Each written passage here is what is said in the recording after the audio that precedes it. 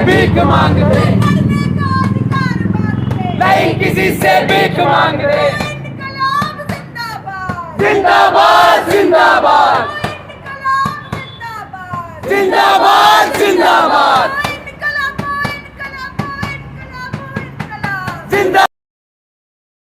नमस्कार, स्वागत है हमारे YouTube चैनल टाइटेनियम एकेडमी में। मेरा नाम है शिवम कुमार और आज आपके समक्ष दिल्ली यूनिवर्सिटी लॉ एंड के टेस्ट में जो स्कैम के ऊपर जो बातचीत चल रही है उस पर कुछ इंपॉर्टेंट पॉइंट्स को रखने आया हूं।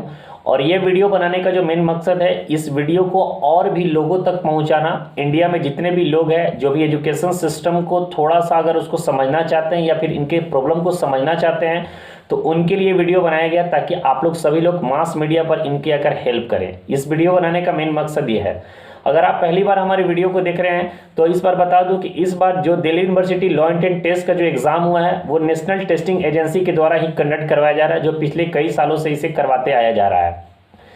Delhi university law and test जो पेपर होता है वो टोटल 400 मार्क्स का होता था और 400 मार्क्स होते थे। और इस बार के जो पेपर्स हुए उसमें कई धांधले के आरोप लगाए जा रहे हैं स्टूडेंट्स के द्वारा। क्यों इनका जो मेन टॉपिक है, उनका मेन मोटिव है, मैं वे बता देता हूं एक बार, तो उसको आपको आइडिया लग जाएगा। 2020 में 2021 और 22 मैं 3 साल का डेटा से आपको बात करूंगा। उनका कहना है कि 2020 में 290 प्लस लाने वाले स्टूडेंट्स की जो संख्या थी 400 में से 290 प्लस वो 48 था। 2021 में यह बढ़कर 56 हो गया और 2022 में बढ़कर ये 435 हो गया। क्या यह संभव लगता है कि 2021 में 290 प्लस लाने वाले स्टूडेंट्स की संख्या 56 थी और 2022 में यह बढ़कर 435 हो गया है। वही 300 प्लस की बात की जा रही है तो 300 प्लस लाने वाले 2021 में मात्र 33 बच्चे थे और ये साल 2022 में 261 बच्चे हो चुके हैं।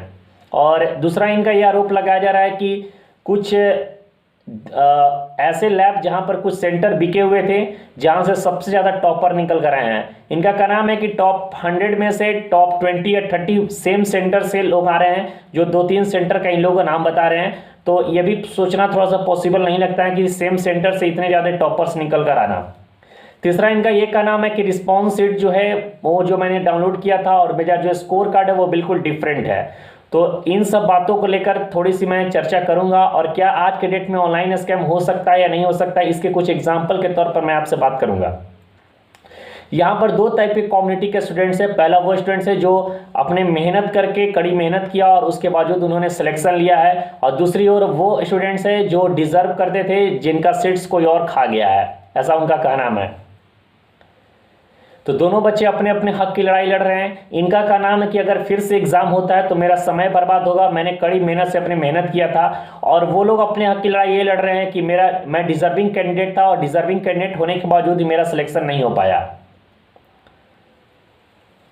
मैं कुछ ऐसे तथ्य को रखने जा रहा हूं जिसको सोचने को आपको मजबूर कर देगा। क्या भारत में आज भी ऑनलाइन स्कैम एग्जामिनेशन ऐसा पॉसिबल है क्या? क्योंकि स्कैम आज के डेट में होना थोड़ा सा असंभव के तौर पर लगता है, क्योंकि पेपर जो है आपको सारे चीज़ ऑनलाइन हो गए हैं। आप जब सेंटर में अंदर एंट्री करते हैं तो एंट्री करने के आपको 10 मिनट पहले क्वेश्चन पेपर वहाँ से सर्वर पे डाला जाता है, तो उसके बावजूद भी कैसे पेपर को लीक किया जा सकता है।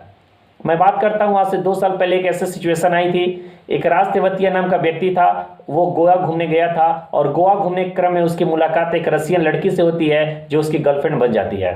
रशियन गर्लफ्रेंड ने एक ऐसे अपनी फ्रेंड से मुलाकात करवाती है राज तेवतिया का, जो एक पेशे से वो हैकर्स हुआ करता था, और वहीं से घटना पूरी शुरू होती है। ये लोग घटने का अंजाम कैसे देते हैं तो मैं ये बताता हूं। ये लोग ऐसे जगह पर एंट्री करते हैं जहां पर सेंटर्स कम होते हैं। अगर मान के चलिए जम्मू कश्मीर में कोई ऐसा एरिया है, जम्मू कश्मीर में आप सेंटर्स डालते हैं और जम्मू कश्मीर में आपको कुछ ऐसे सिटीज आपने वहां पर सिलेक्टेड किया है जहां पर सेंटर्स नहीं है, तो वे लोग वहां पर जाकर 10-10, 12 लैब खोलते थे जहां पर एक भी लैब वहां पर उपलब्ध नहीं होते थे, और 1-2 होते भी थे तो मास मीडिया में इन्हीं का लैब होता था और इनके लैब पे पूरे तरीके से इन्हीं का आधिपत्य रहता था। और स्टूडेंट्स को 2 लाख 3 लाख 4 लाख रुपया में पहले से सारा सेटिंग हो जाता था और उनको कहा जाता था कि आपको, अगर आप कहीं और से बिलोंग्स करते हैं तो लेकिन आपको सेंटर में जम्मू एंड कश्मीर में ही डालना है। थोड़ा सा रिलेट करके सोचिएगा जो मैं बता रहा हूँ, जो इस पर क्या स्कैम हुआ है।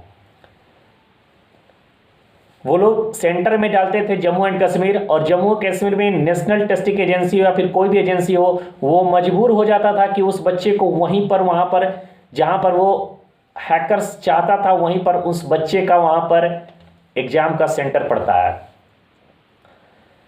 अब एग्जाम के सेंटर में पहले से सारे कंप्यूटर्स में कुछ ऐसे सॉफ्टवेयर डाउनलोडेड रहते थे जो कि आपके कंट्रोल से वो बाहर होता था। सिर्फ आप पेपर्स पर बैठे हुए रहेंगे, कंप्यूटर्स पर बैठे रहेंगे, लेकिन आपके पेपर्स को कोई और सॉल्व कर रहा था।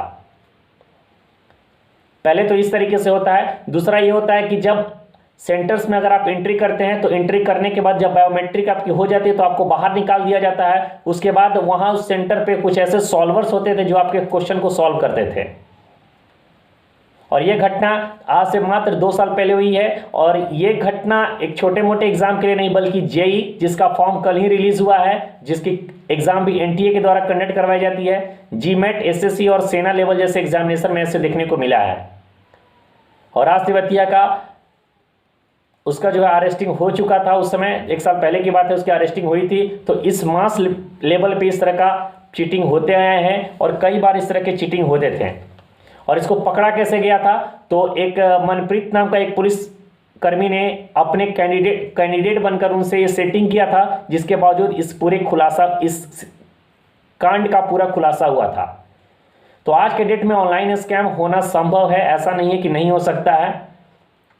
जब इस तरीके का स्कैमर हो सकते हैं बड़े बड़े, इतने बड़े लेवल का, जब जेई और जीमेट जैसे एग्जाम में स्कैम हो सकता है, तो छोटे मोटे लेवल का जो एग्जामिनेशन है उसको, मैं मास लेवल की बात कर रहा हूँ, स्टूडेंट्स की बात कर रहा हूँ। छोटे मोटे लेवल के एग्जाम का मतलब है जिसमें स्टूडेंट्स काफ़ी ज़्यादा होते हैं और जिसमें स्टूडेंट्स कम होते हैं, वो छोटे लेवल के एग्जाम, उनकी बात कर रहा हूँ। तो इस तरह की घटना घटी है, कई बार घट चुकी है। और अब तो बात Delhi university law and test की बात किया जाए तो बहुत मास लेवल पे इस बात को उठ रहा है। बड़े बड़े लोगों ने प्रोटेस्ट भी करना शुरू कर दिया है, लोगों सपोर्ट कर रहे हैं। तो मैं बस यही कहना चाहूँगा कि जस्टिस के लिए लड़ाई लड़ रही है आप लोग, ठीक है। जो स्टूडेंट सपोर्ट नहीं कर रहे उनको भी सपोर्ट करना चाहिए। आप दूर दराज से तो सपोर्ट करिए। आप एक लॉ के मंदिर में जा रहे हैं तो लॉ के मंदिर में जाने से पहले आपका जो मेन होना चाहिए वो जस्टिस होना चाहिए। और आपकी भी गलती नहीं है, आपने भी मेहनत किया था और आपके सिलेक्शन हुए हैं, तो आपके भी समय बर्बाद हो रहे हैं, तो आपको भी डर है, इसलिए आप इस चीज़ को थोड़ी से आप रूठे हुए हैं। तो थोड़ा सा आपको समझना है। और देश दुनिया के जितने भी लोग देख रहे हैं कृपया इनकी सपोर्ट करें, ट्विटर प्रोटेस्ट करें, दूर दराज से हैं तो इनको वीडियो बनाकर प्रोटेस्ट करें, वीडियो बनाकर यूट्यूब पर दीजिए और जितना ज़्यादा हो सके वीडियो को शेयर कीजिए, अलग अलग ग्रुप में शेयर कीजिए ताकि और वीडियो को सपोर्ट आए। और जो भी यूट्यूबर वगैरह हैं मैं उनसे भी गुजारिश करूंगा कि सभी लोग इनका सपोर्ट करिए। इनकी जो बातें हैं बस उस बात को सुन लिया जाए। इनकी 3 बातें हैं कि जो भी सेंटर से जो टॉपर्स निकल कर आए हैं उस सेंटर्स की एक बार जाँच कर ली जाए। जो रिस्पॉन्स शीट इनका जो प्रॉब्लम हुआ है, जो रिस्पॉन्स शीट और स्कोर कार्ड मैच नहीं हो रहा, उस स्कोर कार्ड रिस्पॉन्स शीट की जांच कर ली जाए। और इनकी एक का नाम है कि रिजर्वेशन में जनरल कैटेगरी के बच्चों को रिजर्वेशन कैटेगरी में डाल दिया गया, बस इनकी जांच हो जाए। तो इस बात को यूनिवर्सिटी को मानना चाहिए और इस बात को रखना चाहिए। अगर मास मीडिया लेवल पे इस तरीके की बात को फैलाया जाए तो इस बात की बातें को जरूर सुनी जा सकती है। हमारी तरफ से बिल्कुल पूरा सपोर्ट है। Thank you so much. जितना ज़्यादा हो सके वीडियो को शेयर करिएगा। जय हिंद।